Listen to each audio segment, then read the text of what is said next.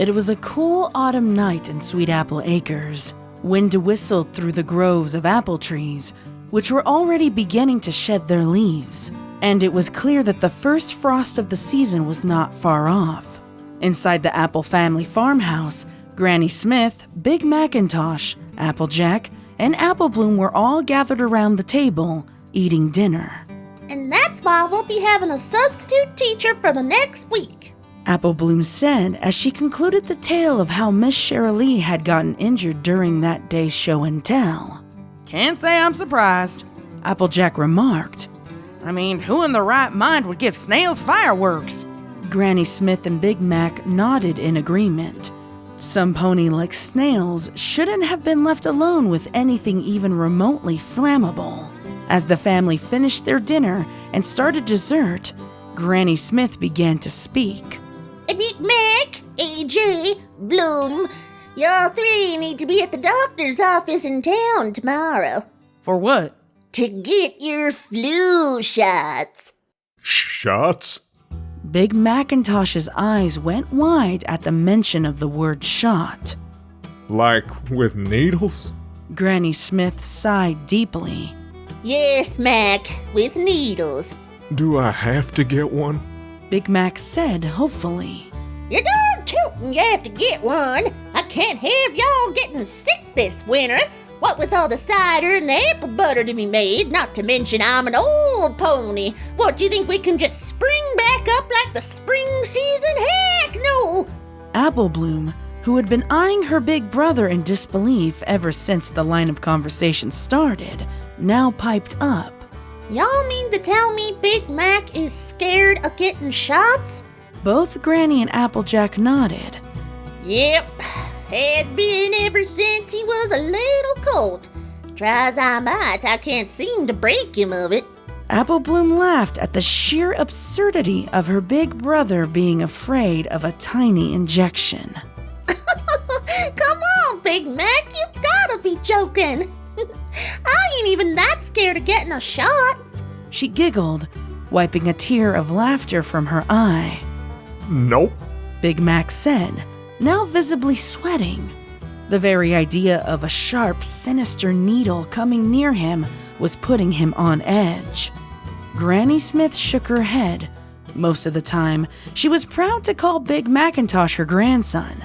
At times like this, though, he was downright pitiful. All three of y'all are going tomorrow, and that's that. That includes you, Mac.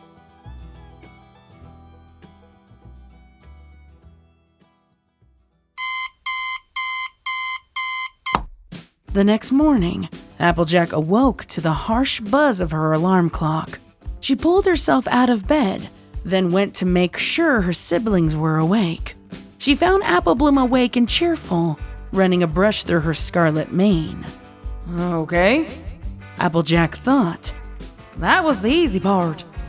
She opened the door to Big Mac's room and saw, as expected, that he was still in bed. Big Mac, get up. He snuggled deeper into his blankets and let out a soft, nope. Applejack huffed. Oh, Big Mac, I'm gonna have to fight you, ain't I? Yep.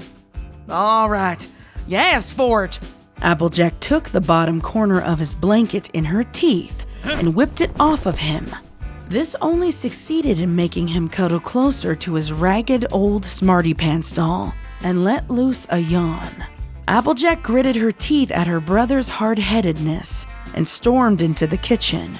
She yanked open the refrigerator and rummaged through it for a few seconds, finally emerging with her prize clutched in her teeth.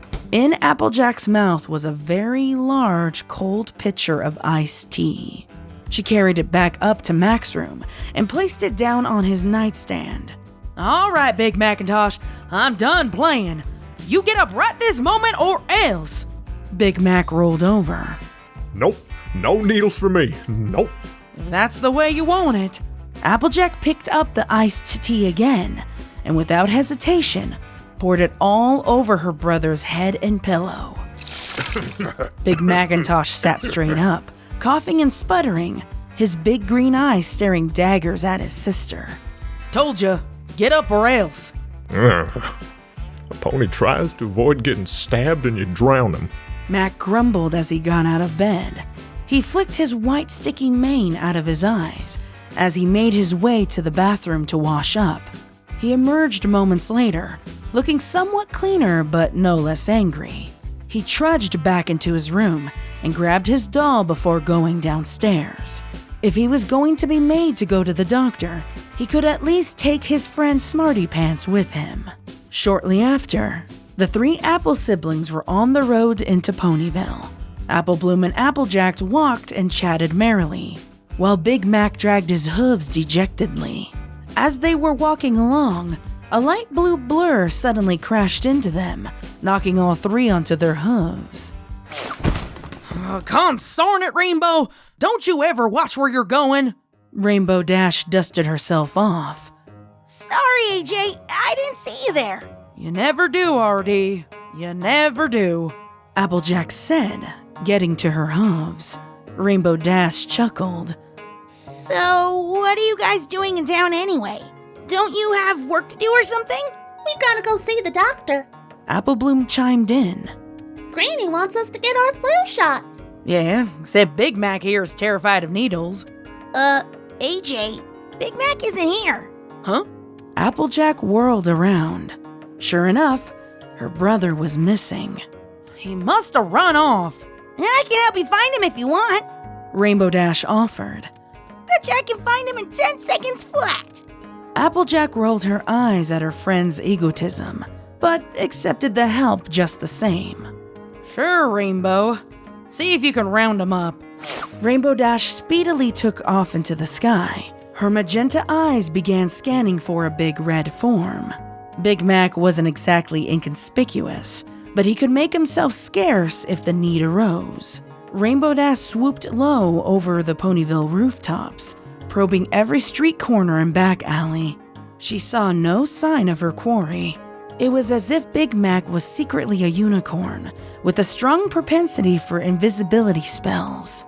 Applejack, meanwhile, ran with Apple Bloom in tow. She crisscrossed the town streets, scouring for any sign of her elder brother.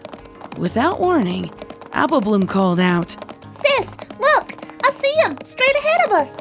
Applejack looked and saw, plain as day, a bright red flank with that apple half upon it, disappearing around the corner.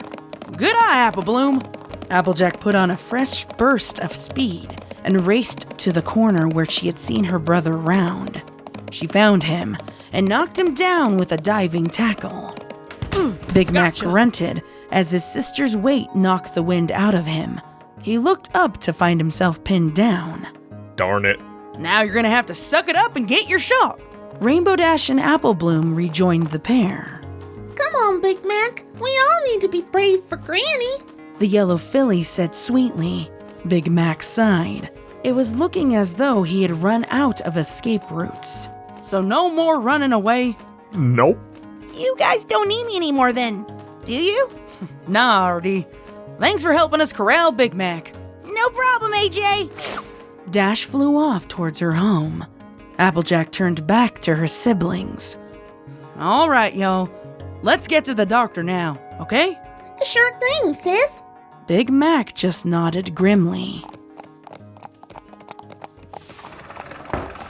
The 3 walked in silence into the doctor's office, Applejack wearing a triumphant grin, Big Mac clinging to Smarty Pants for support, and Apple Bloom wondering if she even had the chance to grow up normally.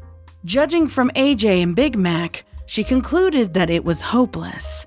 They reached the building they were looking for and walked through the front door, greeted by the sterile chemical scent that inhabited most medical establishments. They walked to the front desk, behind which sat a white mare with a light pink mane. Howdy there. AJ said to the mare, We need to see the doctor about getting our flu shots. Name. Apple? Have a seat right over there. The white mare droned boredly. The doctor will be right with you. The siblings did as they were told and took a seat in the waiting room. A few short minutes later, they heard their names being called. It was their turn.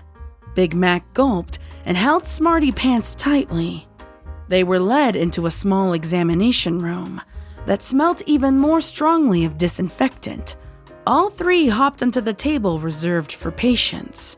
The doctor, a tan unicorn stallion with a chestnut mane in a white lab coat, entered the room behind them and closed the door. All right, I understand you three are here to get your flu shot? Yes, sir. Okay then. He levitated 3 hypodermic syringes out of his coat pocket. The sight of these nearly sent Big Macintosh into hysterics. Who's first? Me. The doctor magicked the needle over to her and ejected it into her right foreleg. He covered the wound with a bandage. Next. Apple Bloom looked at her big brother beside her, who was paralyzed with fear, and sighed. Me, I guess.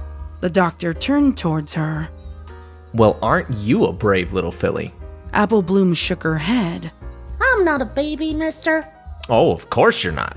The doctor injected and bandaged Apple Bloom quickly, then looked at Big Mac, who was now positively quivering. All right, your turn, big guy. Yup.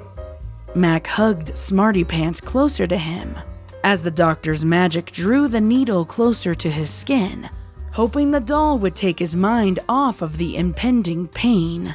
As he felt the cold sting of the needle pierce his flesh, Big Mac screwed his eyes shut and held his doll with a vice-like grip. Suddenly, he heard a pop, which made his eyes open. There on the floor was Smarty Pants' head. In one foreleg, he held her torso, leaking stuffing. He'd hugged her too tight. It was at this moment, however, that all of Mac's frustration built to a breaking point. Between his rude awakening this morning, not being able to get out of this injection, and now breaking his favorite toy, he felt ready to explode. All of it accumulated into a simple single outburst that effectively expressed his anger at how badly the day had gone. Oh, fuck!